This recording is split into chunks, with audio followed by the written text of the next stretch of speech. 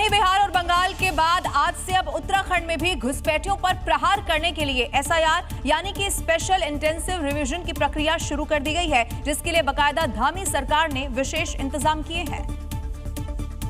मतलब अब उत्तराखंड में भी घुसपैठियों की शामत आने वाली है, क्योंकि आज से एसआईआर प्रक्रिया के तहत बीएलओ घर घर पहुंचेंगे और लोगों को एसआईआर का फॉर्म बांटेंगे। फॉर्म बांटने का काम बीएलओ को 7 जुलाई तक करना है। 1 जुलाई 2026 तक एसआईआर की प्रक्रिया पूरी की जाएगी। 14 जुलाई मतदाता सूची का ड्राफ्ट प्रकाशित होगा और 13 अगस्त तक दावे और आपत्तियां दर्ज होंगी और 15 सितंबर को आखिरी लिस्ट आएगी। इस दौरान कुल 79,60,762 मतदाताओं को गणना फॉर्म उपलब्ध कराए जाएंगे। मतदाता स्वयं भी ECI NET ऐप के माध्यम से अपना फॉर्म डाउनलोड करके भरकर अपलोड कर सकते हैं। आज यूपी पुलिस भर्ती की परीक्षा को लेकर योगी फोर्स पूरी तरह से अलर्ट मोड में नजर आ रही है। अगले 3 दिनों तक होने वाली इस परीक्षा के लिए सीएम योगी और प्रशासन की ये अग्नि परीक्षा से अब कम नहीं मानी जा रही है। लेकिन सीएम योगी हर चुनौती से पार पाना जानते हैं और इस अग्नि परीक्षा में पास होने के लिए योगी ने फुल प्रूफ प्लान बनाया, जिसके चलते 75 जिलों के 1883 परीक्षा केंद्रों पर पुख्ता तैयारी की गई, जहां ना तो सॉल्वर गैंग घुस पाएगा और न ही परीक्षा में कोई गड़बड़ी कर पाएगा, क्योंकि एग्जाम सेंटर पर योगी के महारथी तैनात हैं। सुरक्षा के लिए सीसीटीवी और ड्रोन से निगरानी रखी जा रही है।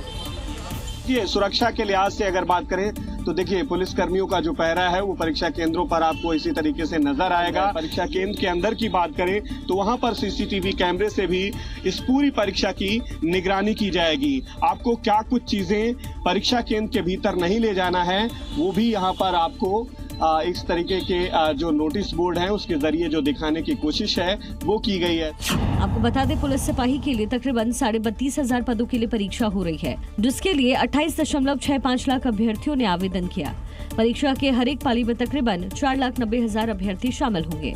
आज 2 पालियों में परीक्षा आयोजित हो रही है। अभ्यर्थियों से परीक्षा केंद्रों पर जूते की बजाय चप्पल पहनकर आने की अपील की गई।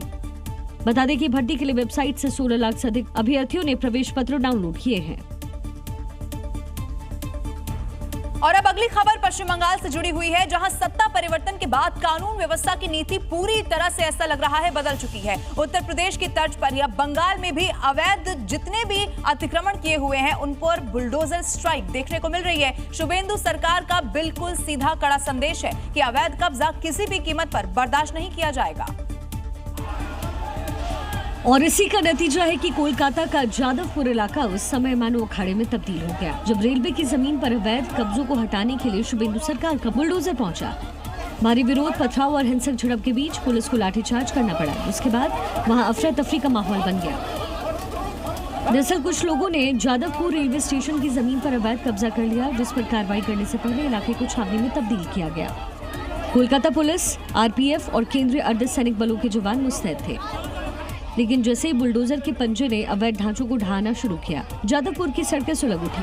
कार्रवाई के विरोध में स्थानीय दुकानदार और प्रदर्शनकारी सुरक्षा बलों से भिड़ गए। हालत बिगड़ता देख उपद्रवियों पर लाठीचार्ज किया गया। सरकार का संदेश लाउड एंड क्लियर है। सरकारी जमीन पर अवैध कब्जा करने वाले चाहे कितने भी रसूखदार क्यों ना हो, शुभेंदु सरकार का बुलडोजर रुकने वाला नहीं है।